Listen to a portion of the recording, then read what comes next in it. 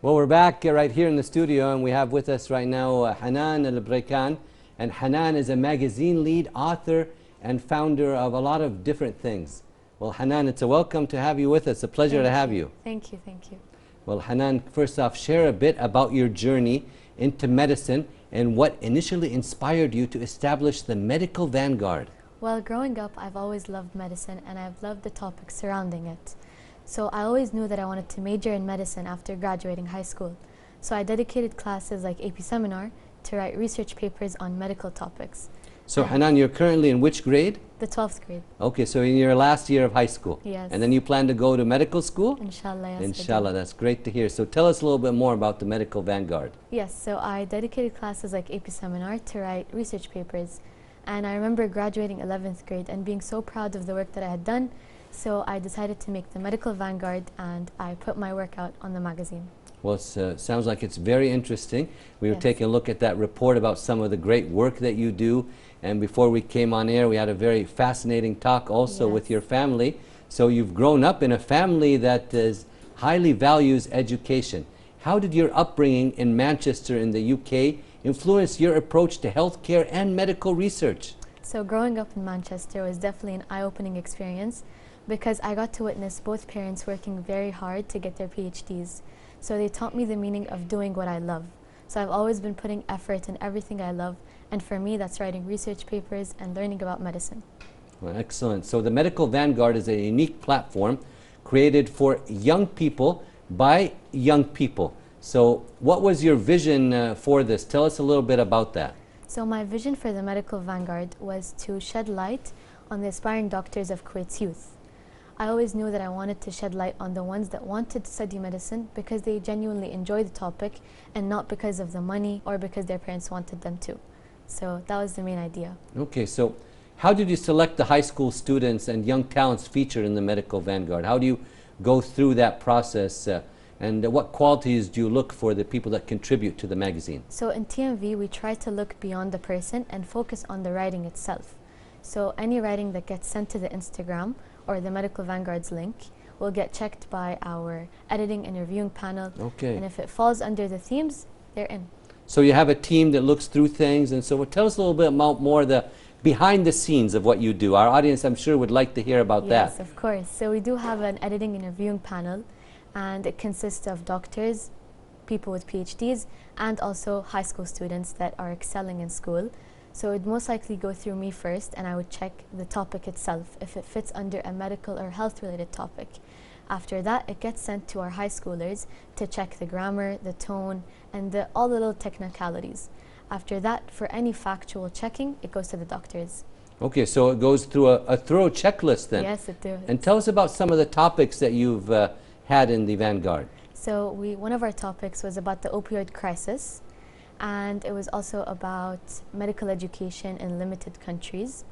We talked about breast cancer and lymphedema, and many topics that range around psychiatry, psychology, social health, social justice. Amazing. So a wide spectrum of different things. I think whatever is like going on in terms of, if there's I think last month was Cancer Awareness Month, Yes, so it was. you look at that, and maybe this month there's diabetes, you look at that. So you make people aware of what's going on. Yes, definitely.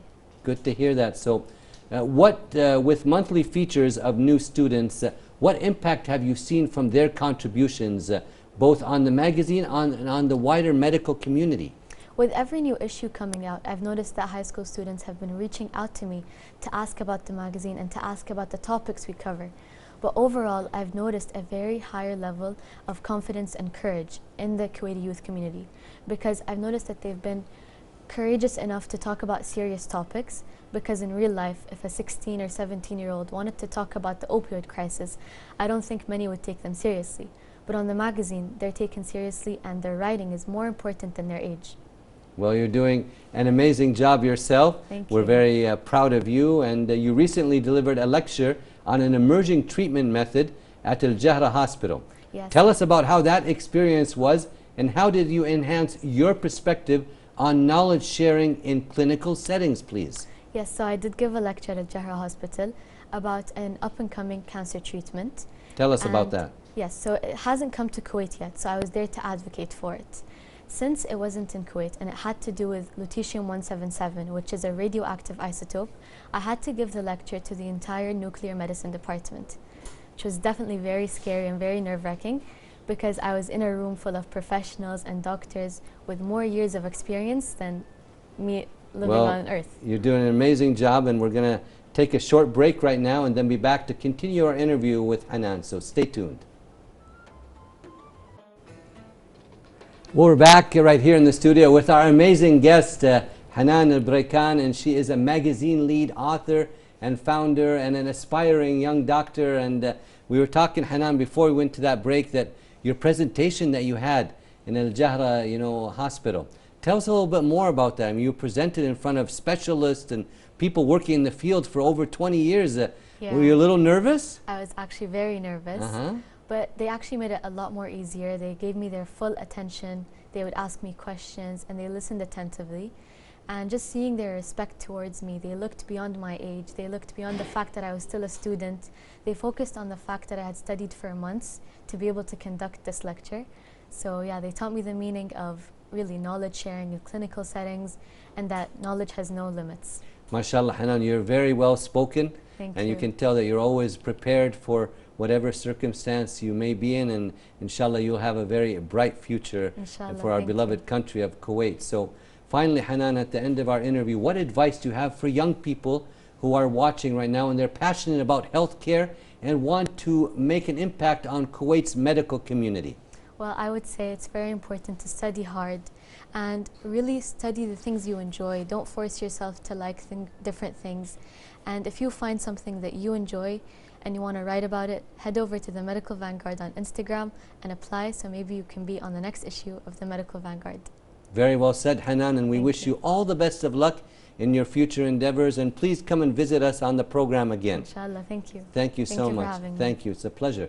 We'd like to thank our guest, the amazing Hanan Al-Buraikan, for joining us.